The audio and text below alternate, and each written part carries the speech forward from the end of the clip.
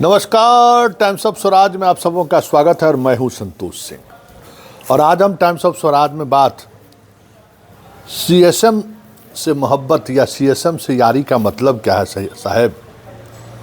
जी हाँ सिद्धार्थ जी, आप ही से ये सवाल है कि आखिर इस कंपनी से शिक्षा विभाग को इतना मोहब्बत क्यों है। सीएसएम, कल हम एक रणनीति के तहत उस कंपनी के नाम लेने से बच रहे थे, लेकिन हमें लगा कि नहीं, अब नाम लेकर ही सही, अब सीधे सीधे तौर पे चार्ज फ्रेम करना जरूरी हो गया।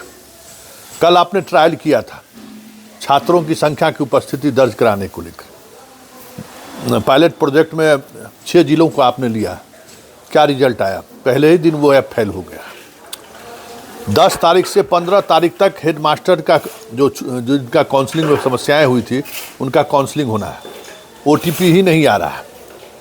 मतलब पूरी व्यवस्था शिक्षा विभाग का जिस ई शिक्षा कोष पर टिका हुआ है, उस ई शिक्षा कोष के निर्माण से लेकर मेंटेनेंस तक जिस कंपनी को काम दिया गया है, जरा सिद्धार्थ जी उसका बायोडाटा देख लीजिए, उसका क्वालिफिकेशन देख लीजिए और उसकी योग्यता देख लीजिए कि कहाँ से इस कंपनी से जुड़े हुए लोग कहाँ पढ़ाई किए हैं, किस तरीके के काम के इनको एक्सपर्टीज है।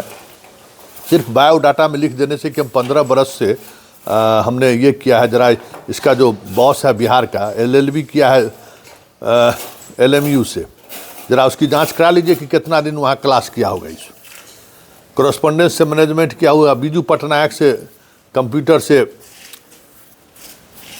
इंजीनियरिंग की हुई है। बीजू पटनायक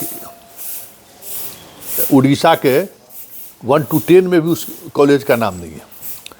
डोनेशन से एडमिशन होता था उस दौर में, और उस दौर में वो नया वो कॉलेज था। ज़रा उसके बारे में पता कर लीजिए। वहाँ से कंप्यूटर साइंस करने वाले स्टूडेंट का क्या IQ रहता है वो भी पता कर लीजिए, तब तो फेल हो रहा है। यही तो हमको समझ में नहीं आ रहा था कि इतना बड़े स्तर पर इस शिक्षा कोष के सहारे सब कुछ विभाग तय कर रही है।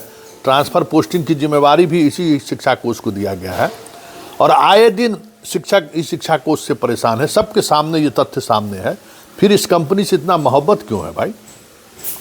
आखिर CSM में रखा क्या है? कौन है इसको, कौन इसका संरक्षण दे रहा है? ज़रा इसकी तहकीकात करना जरूरी है कि इस कंपनी का रहनुमा कौन है।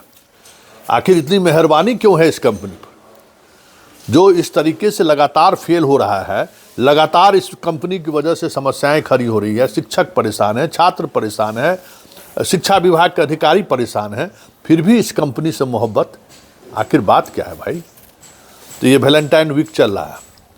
तो सिद्धार्थ जी, हम चाहेंगे कि आखिर आपके विभाग में वैलेंटाइन का प्रपोज डे से लेके हक डे से लेके कौन कौन डे होता है, इस कंपनी के साथ कौन मना रहा है? किसकी हमदर्दी इस कंपनी के साथ है? ज़रा इसको तहकीकात कराया जाए, क्योंकि कहीं न कहीं किसी न किसी दिन पता चला कि पूरा आपका इस शिक्षा कोष का डाटा लीक हो गया। क्योंकि इसका डोमेन किसके पास है ये भी रिसर्च का विषय है कि आखिर इन्होंने जो इस शिक्षा कोष का निर्माण किया, इसका डोमेन किसका पास, क्या ये डोमेन किसी से खरीदारी किया है या कि फिर क्योंकि इस कंपनी के पास ये इंफ्रास्ट्रक्चर नहीं है जिस इंफ्रास्ट्रक्चर के सहारे आपके पूरे डाटा को ये सेफ रख सके। और ये बहुत मुश्किल है, क्योंकि समझ जाइए कि बिहार के तमाम छात्रों का डाटा, शिक्षकों का डाटा, शिक्षा पदाधिकारी का डाटा, सारे शिक्षकों का एजुकेशन का डाटा, आप कितना बड़े डाटा का हब आपका ई शिक्षा कोष है।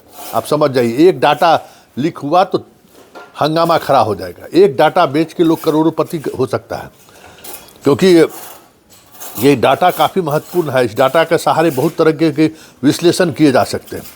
इसलिए इतने महत्वपूर्ण डाटा संग्रह के लिए जिस तरीके की कंपनी का इस्तेमाल शिक्षा विभाग कर रही है, और वो भी बार बार फेल होने के बाद, ट्रांसफ़र पोस्टिंग वाला सॉफ्टवेयर तो कई बार फेल हुआ, अब कहते हैं पास हो गया। पता नहीं फिर जब शुरू होगा तो जैसे ही डालना शुरू होगा क्या होगा कहना मुश्किल है, क्योंकि हर बार जिस समय में भी नया ऐप कोई या कोई नया सॉफ्टवेयर इस पर डाउनलोड हुआ है, सॉफ्टवेयर प्रोसेस हुआ है, पूरा इस शिक्षा कोष क्रश कर जा रहा है। एक बात समझिए सिद्धार्थ जी, ये महत्वपूर्ण चीज़ है। हमें लगता है कि इसमें इस तरीके से कि कंपनियों के बजाय जो देश के जो सबसे बड़ी कंपनी है, जो भी कंपनी है जिसके पास इस तरीके का काम का एक्सपर्टीज हो, ठीक है, वो कंपनी वाला सब पैसा ज़्यादा लेता होगा, लेकिन सवाल है कि उसमें परफेक्शनेस तो है, वो कंपनी जिम्मेवारी तो लेगा।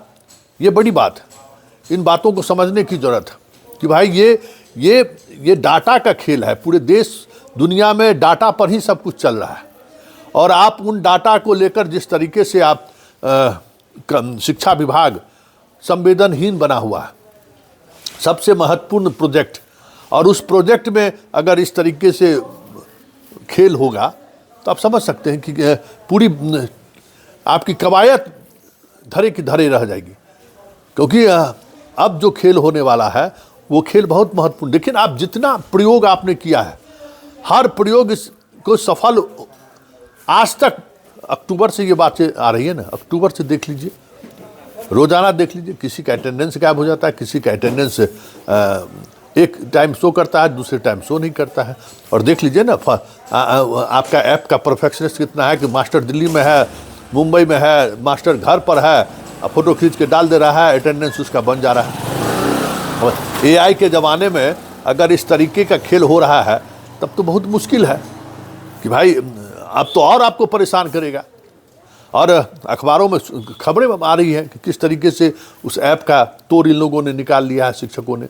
तो जो आपका मुख्य उद्देश्य था इस शिक्षा कोष के सहारे सारे सिस्टम को व्यवस्थित करने का, मध्याह्न भोजन में जो चोरी होता है उसको नियंत्रित करने का, आप उस पर ट्रांसफ़र पोस्टिंग में पारदर्शिता हो, वो सारी जिम्मेवारी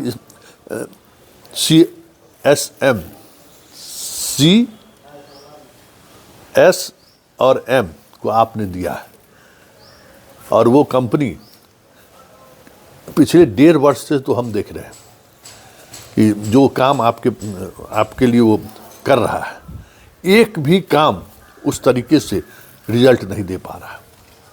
ऐसे में सवाल उठना लाजमी है कि इस कंपनी में रखा क्या है, आखिर इस कंपनी से इतना प्यार का मतलब क्या है, जो लगातार हर प्रयोग में विफल हो पा रहा है, जिसके पास एक्सपर्टीज नहीं है, जिसके पास एक्सपर्ट लोगों की टीम नहीं है। लेकिन इसके पास जो 4 जो लड़का लेके ये कंपनी चला रहा है, कोई AN कॉलेज से जो है सो केमिस्ट्री से ग्रेजुएट है, करस्पॉन्डेंस कोर्स से MCA कर लिया है, तो वो सब आप समझ जाइए कि क्या आप ऐसे लोगों की टीम से आप क्या उम्मीद कर सकते हैं। तो थोड़ा प्रोफेशनल लोगों की टीम रहेगी तो आपका ये क्योंकि देखिए इस शिक्षा कोष ही सब कुछ है, ये बात आप समझिए, इस शिक्षा कोष ही सब कुछ है, और इसी के सहारे सारी चीज़ें साधी जा रही है, सब कुछ इसी पर है, यही इसी डाटे पर सब कुछ निर्भर करता है। और फिर उसी में इस तरीके का अगर बात सामने आ रही है तो सिद्धार्थ जी सवाल उठना तो लाजमी है।